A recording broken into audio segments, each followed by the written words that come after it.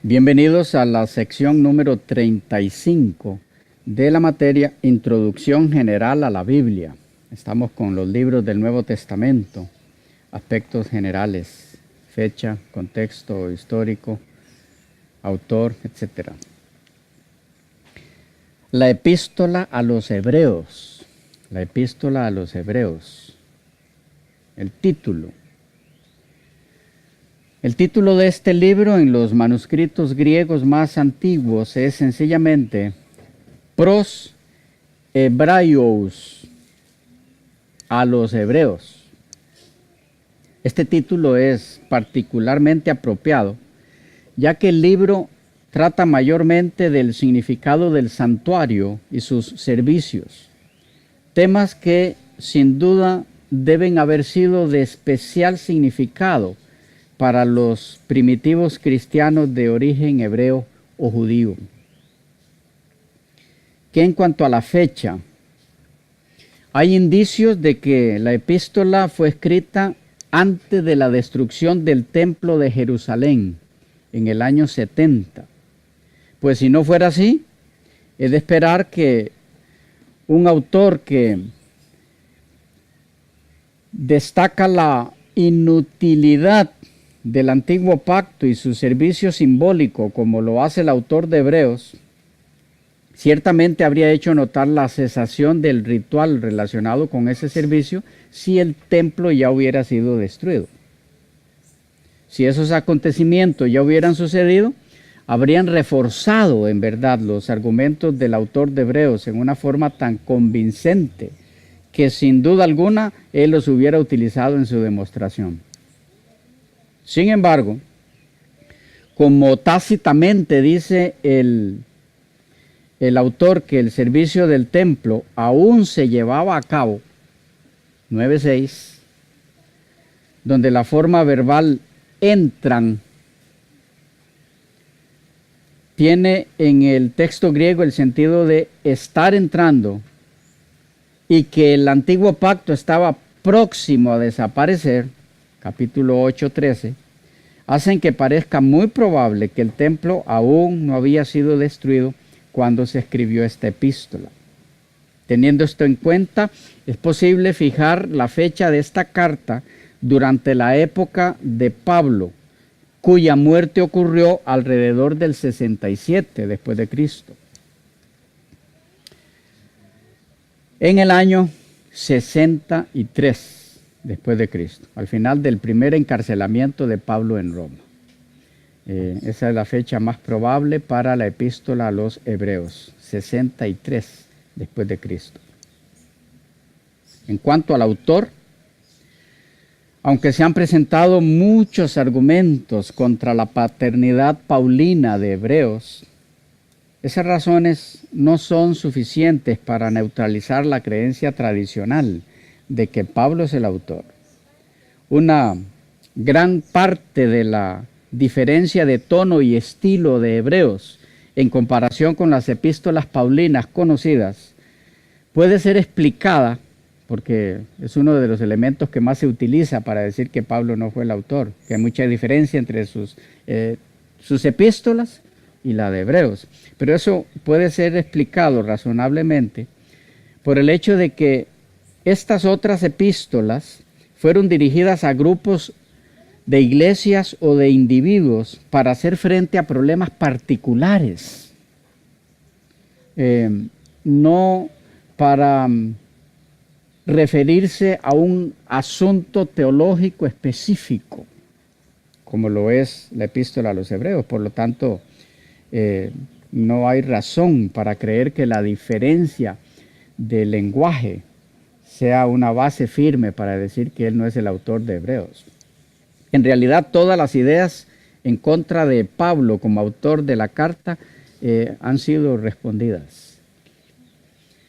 Aunque la autoría de Hebreos es muy discutida, sigue siéndolo actualmente en la mayoría de los círculos teológicos, hay buenas razones para aceptar la idea de que Pablo fue su autor. Ellas pueden agruparse en dos categorías: similitudes en circunstancias y similitudes en doctrina.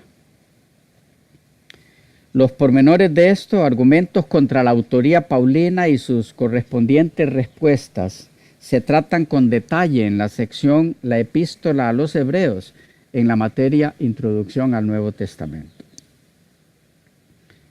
Para efectos de nuestro estudio, Pablo fue el autor. Las bases, las evidencias las estaremos dando en esas otras secciones. ¿Qué de los destinatarios? Bueno, el tono de la carta desde el principio hasta el fin da a entender que fue dirigida a los cristianos convertidos del judaísmo.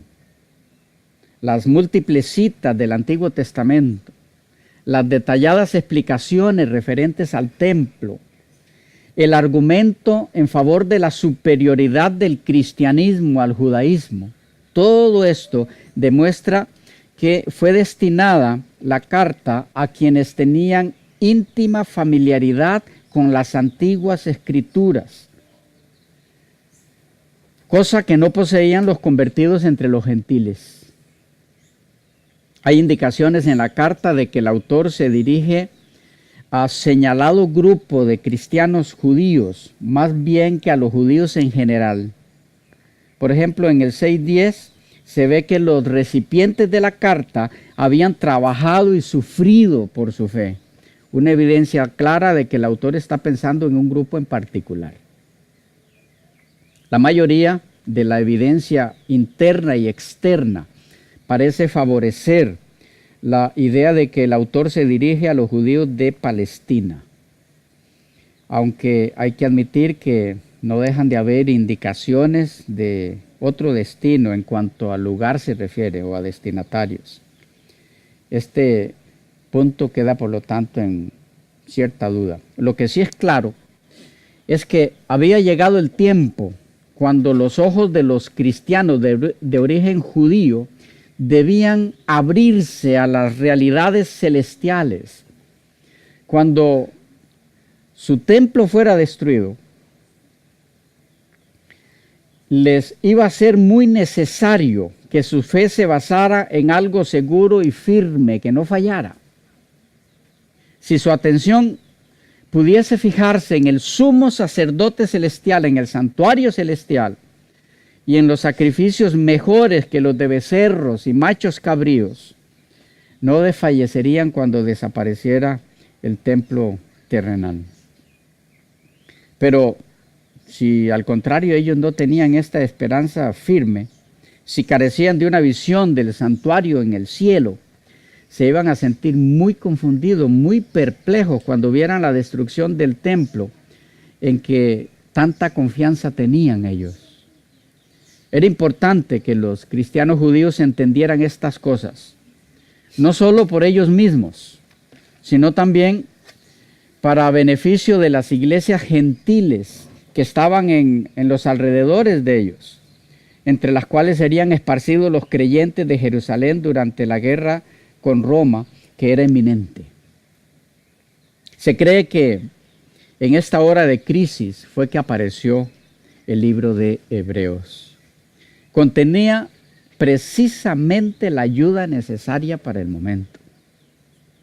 Luz acerca del tema del santuario, de Cristo como sumo sacerdote, de la sangre que habla mejor que la de Abel, capítulo 12, 24, del reposo que queda para los hijos de Dios, capítulo 4, versículo 9, de la bendita esperanza que es segura y firme ancla del alma y que penetra hasta dentro del velo, capítulo 6, versículo 19. ¿Qué del tema en sí? Bueno, el libro de Hebreos consiste esencialmente en una comparación y un contraste entre los símbolos mediante los cuales Dios presentó el plan de la salvación a su pueblo escogido en los días del Antiguo Testamento y la realidad del ministerio de Cristo en favor de los pecadores a la luz de la cruz, a partir de allí en el santuario celestial después de su resurrección. Las experiencias del antiguo Israel bajo el sistema simbólico son presentadas como una lección y una advertencia también para los cristianos. Mediante el sistema simbólico y las expectativas de Israel que vivió bajo ese sistema, Pablo procura en esta epístola desarrollar una comprensión y un aprecio más completos por el ministerio de Cristo en el santuario celestial. Ese es en síntesis el tema de Hebreos, el ministerio de Cristo en el santuario celestial. Dejamos por aquí, continuamos en la próxima sección con el libro de Santiago. ¿Ok? ¿Hay alguna pregunta, inquietud en relación a Hebreos? Sí, es en relación a la oposición de la autoría de esta carta. Paulina. Sí, por Pablo. ¿Qué mayor afectación tendría el que no fuese Pablo o fuese Pablo? ¿O cuál sería el propósito de los que se oponen a decir que no sea Pablo en cuanto a la enseñanza que esta carta tiene? Uno. Y dos, ¿cuáles son los nombres propuestos para la autoría de esta carta? Sí, en relación a la primera pregunta no habría mayor efecto de si la escribió Pablo o la escribió otro de los hermanos de esa época, al que el Señor utilizó inspirándolo. No habría mayor problema en eso. Hay evidencias suficientes de que sí perfectamente pudo haber sido Pablo.